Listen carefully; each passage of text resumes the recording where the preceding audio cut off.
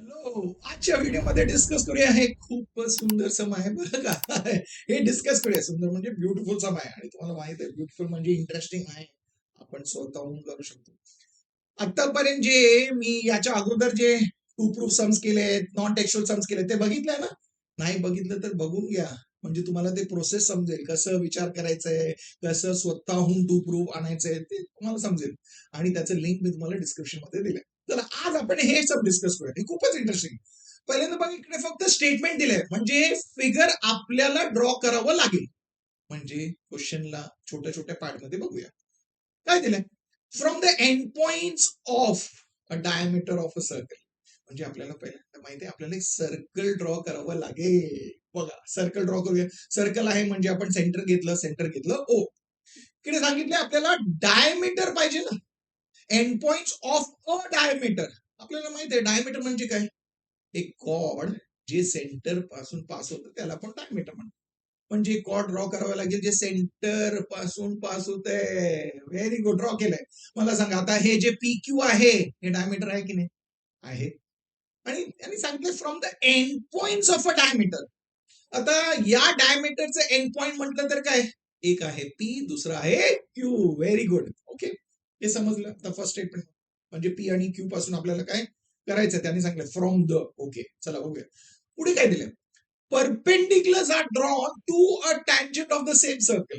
म्हणजे पी आणि क्यू पासून आपल्याला परपेंडिक्युलर्स ड्रॉ करायचंय. पण कशावर ड्रॉ करायचंय? टँजंट वर. आणि याच सर्कलला जे टँजंट आहे. ओके, या सर्कलला आपण एक टँजंट ड्रॉ करूया. टँजंट माहित आहे ना? टँजंट म्हणजे काय? एक लाईन आहे जे सर्कलला टच करतंय एकाच पॉइंटवर.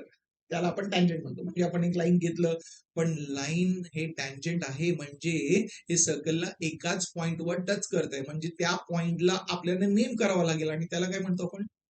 Point of contact. नेहमी टँजंट आहे म्हणजे पॉइंट ऑफ कॉन्टॅक्ट मेन्शन करायचं. फिगर मध्ये पण आणि गिव्हन मध्ये पण. तर तुम्ही सांगणार हे ओके, हे ड्रॉ केलं. या टँजंट वर पी पासून काय ड्रॉ करायचंय? परपेंडिक्युलर. क्यू पासून काय ड्रॉ करायचंय? परपेंडिक्युलर. ओके, पी पासून चला परपेंडिक्युलर ड्रॉप करा. ड्रॉप करू. केलं. आता हे परपेंडिक्युलर आहे म्हणजे इकडे 90 डिग्री फॉर्म केलंय. ते पॉइंट जिकडे 90 डिग्रीचा अँगल फॉर्म केलंय त्याला आपण काय म्हणतो? परपेंडिक्युलरचं फूट आहे ते. फूट, पाया. Okay, very good.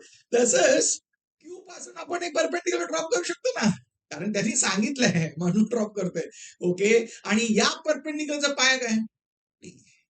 म्हणजे S foot of the perpendicular आहे आणि दुसऱ्या परपेंडिक्युलरचं फूट आहे टी. फूट आपण सिंग्युलर म्हणतो आणि इंग्लिशमध्ये प्लुरलला काय म्हणतात? फूट, फूट, फीट. Very good. बघा पुढे काय सांगितलंय. पण त्याच्या अगोदर आपल्याला गिव्हन लिहावं लागेल. आपण ड्रॉ केलंय, आपण नेमिंग केलंय म्हणजे आपल्याला गिव्हन लिहावं लागेल. चला गिव्हन काय केलंय आपण? पहिल्यांदा डायमीटर ड्रॉ केलंय ते लिहायचं. Diameter P Q for the circle with centre O हे लिहिलं. नंतर आपण काय ड्रॉ केलंय? टँजंट. ओके, ते लिहा. Line S T is a tangent to the circle at point R. Tangent लिहिलं म्हणजे त्याच्या बरोबर ते पॉइंट ऑफ कॉन्टॅक्ट मेन्शन करणे गरजेचं आहे. विसरू नका. Very good. पी पासून काय ड्रॉ केलं? परपेंडिक्युलर. लिहा तिकडे segment P S perpendicular to line S T. Q पासून ड्रॉ केलं परपेंडिक्युलर म्हणजे लिहा तिकडे segment Q T perpendicular to line S T. आता जे आपण ड्रॉ केलेलं ते आपण गिव्हन मध्ये मेन्शन केलंय. आता काय करायचंय? आता तुम्ही सांगणार टू प्रूफ. काय प्रूफ करायचंय? ओके, ते बघा. ते आता पुढच्या स्टेटमेंट मध्ये दिलंय. त्यांनी सांगितलं ना शो दॅट, म्हणजे हे टू प्रूफ आहे. काय प्रूफ करायचंय? Show that they feet on the tangent. Okay, they are म्हणजे कोणाचं? परपेंडिक्युलर. परपेंडिक्युलर जे पाया आहेत कोणते? ते एस आणि टी. ओके, या पॉइंट बद्दल सांगितलंय.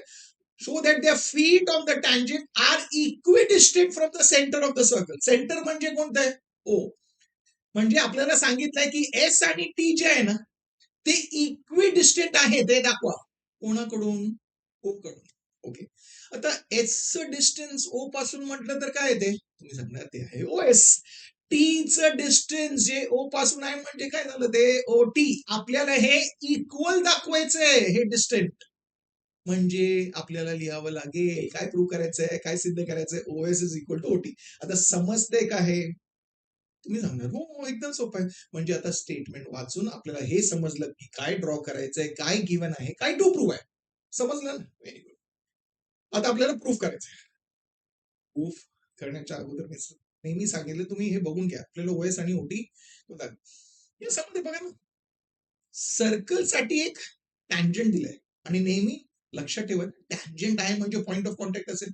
आणि या सबमध्ये सर्कल दिलं ना, सर्कलचं सेंटर आहे ना, या सबमध्ये सर्कलचं सेंटर आहे आणि पॉइंट ऑफ कॉन्टॅक्ट आहे. हो, तुम्ही सांगा त्याला जॉईन करा. जॉईन केले का इकडे? नाही. म्हणजे तुम्ही कन्स्ट्रक्शन करणार ना, ड्रॉ सेगमेंट वर त्याला डॉटेड सेगमेंट मेन्शन करा आणि तिकडे लिहा. का बरं? का करायचं? कारण आपल्याला माहित आहे, हे जे रेडियस आहे पॉइंट ऑफ कॉन्टॅक्ट वर, तिकडे 90 डिग्री फॉर्म होणार आहे. Radius is perpendicular to the tangent at the point of contact. म्हणजे आर वर जे अँगल आहे ते 90 डिग्री आहे. म्हणजे आपण ते टँजंट थिअरम इकडे यूज केलंय, यूज करू शकतो जर आपण हे कन्स्ट्रक्शन केलं. त्यामुळे समजतंय, मी म्हंटल म्हणून करायचं नाही. समजून घ्या. ओके, तुम्ही इंटरेस्टिंग आहे, व्हेरी गुड. तर मला हे सांगा, आपल्याला ओएस आणि ओटी इक्वल पाहिजे. तर हे ड्रॉ केलं म्हणून हे जे ओएस आहे एका ट्रायंगलचं साईड झालं का? तुम्ही सांगणार हो इकडे ट्रायंगल ओपीएस नाही. जिकडे आपल्याला काही इन्फॉर्मेशन यूज करू शकतो त्या ट्रायंगल मध्ये. या ट्रायंगल काही उपयोग नाही. याच्यामध्ये बघा, कारण इकडे आपल्याला 90 डिग्री मिळालंय आणि लक्षात येतंय, समजते, व्हेरी गुड. म्हणजे तुम्ही सांगा हो ओएस जे आहे या ट्रायंगलचं पार्ट आहे ओआरएस. आणि तसंच ट्रायंगल ओआरटीचं भाग आहे, साईड आहे ओटी. Very good. म्हणजे काय? म्हणजे तुम्ही जे आता लक्षात आलं ना, ते बरोबर आहे की आपण जर हे दोन्ही ट्रायंगल्स आपण कॉन्ग्रुएंट प्रूफ केलं तर आपण ओएस आणि ओटी यांना इक्वल लिहू शकतो, आहे ना? हे समजलं? हेच आहे जे आपल्याला विचार करायचं होतं. विचार केला म्हणजे आपल्याला डिरेक्शन मिळालं. बस आपल्याला हे दोन्ही ट्रायंगल्स ना कॉन्ग्रुएंट दाखवायचंय. ओके, आता बघा या ट्रायंगल मध्ये काय काय एलिमेंट्स इक्वल आहेत.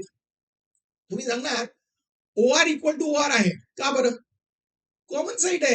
एकदम सोपं आहे. आणि तुम्ही सांगणार ते 90 डिग्री आहे ना, अँगल ओआरएस आणि अँगल ओआरटी. का ते 90 डिग्री काय? टँजंट थिअरममुळे. आणि म्हणजे एक साईड आणि एक अँगल आला. जर जर जर आपल्याला एस आर आणि आर टी इक्वल मिळालं तर आपण या दोन्ही ट्रायंगल्सना कॉन्ग्रुएंट लिहू शकतो. आणि त्याचं रिझन असेल एस टेस्ट ऑफ कॉन्ग्रुएन्सी. झालं, तेच विचार करायचं तर झालं. म्हणजे कसंही हे ट्रायंगल कॉन्ग्रुएंट प्रूव्ह करण्यासाठी आपल्याला एस आर आणि आर टी यांना इक्वल सिद्ध करायचं आहे.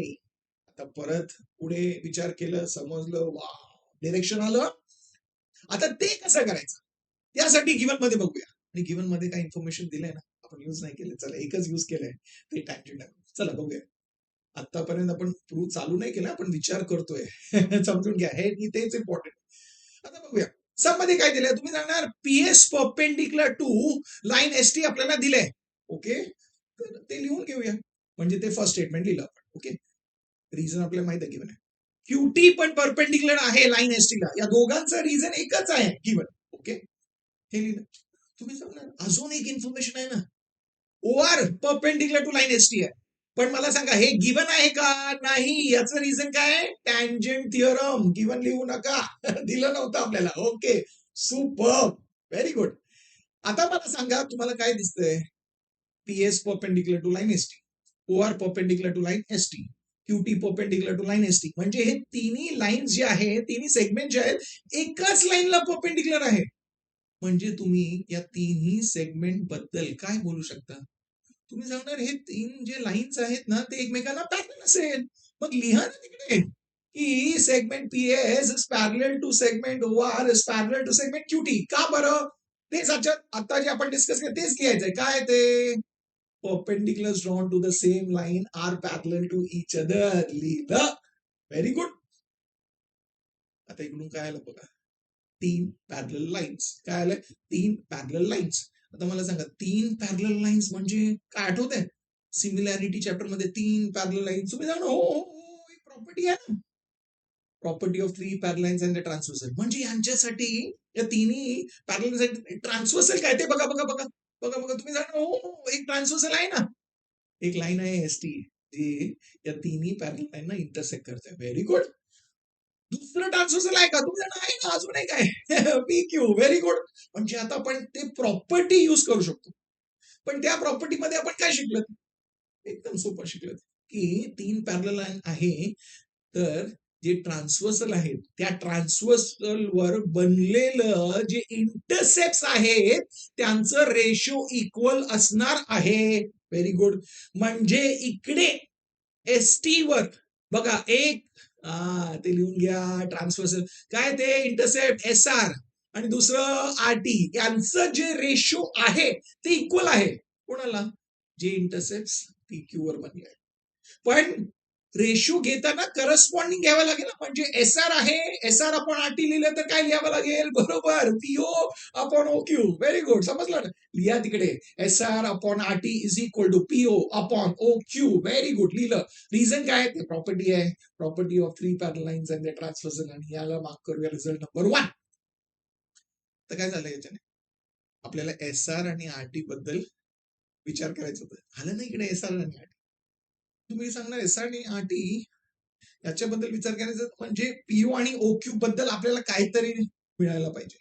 आता त्याच्याकडे लक्ष द्यायचं. पीओ आणि ओ क्यू तुम्ही बघा. PO O Q, PO O Q काय येते? काय येते? बरोबर. पीओ आणि ओ क्यू जे आहे या सर्कल साठी ते रेडियस आहे. म्हणजे ते इक्वल असणार ना. म्हणजे आपण नेक्स्ट स्टेटमेंटला PO equal to O Q असं लिहू शकतो. रिझन काय? Radii of the same circle. आणि हे असणार आपला रिझल्ट नंबर 2. आता काय झालं? पीओ आणि ओक्यू इक्वल आहे. म्हणजे इकडे पीओच्या जागी आपण ओक्यू लिहू शकतो. म्हणजे ओक्यू आपण ओक्यू काय आहे ना 1. नाहीतर ओक्यूच्या जागी आपण पीओ लिहू शकतो. लिहा. म्हणजे आपण नेक्स्ट स्टेटमेंटला काय लिहिणार आहे? सर आपण आधी तसंच लिहिलं, वर पीओ ठेवलं तर खाली पण पीओ येणार आहे. झालं. पीओ आणि पीओ कॅन्सल. म्हणजे काय आलं? 1. अरे पण आलं कुठून? From 1 and 2. म्हणजे काय मिळालं आपल्याला? की S R upon R T is equal to 1. Wow. S R upon R T is equal to 1. तुम्ही सांगा क्रॉस मल्टिप्लाय करा. आता आर टी ला राईट हँड साइडला आलं म्हणजे R T to 1 R T म्हणजे S R equal to R T आलं. आणि हेच आपल्याला पाहिजे होतं. हे झालं आपलं रिझल्ट नंबर 3. आता आपण हे दोन्ही ट्रायंगल्स कॉन्ग्रेट प्रूव्ह करू शकतो. हो, हेच सर आपण डिस्कशन केलं.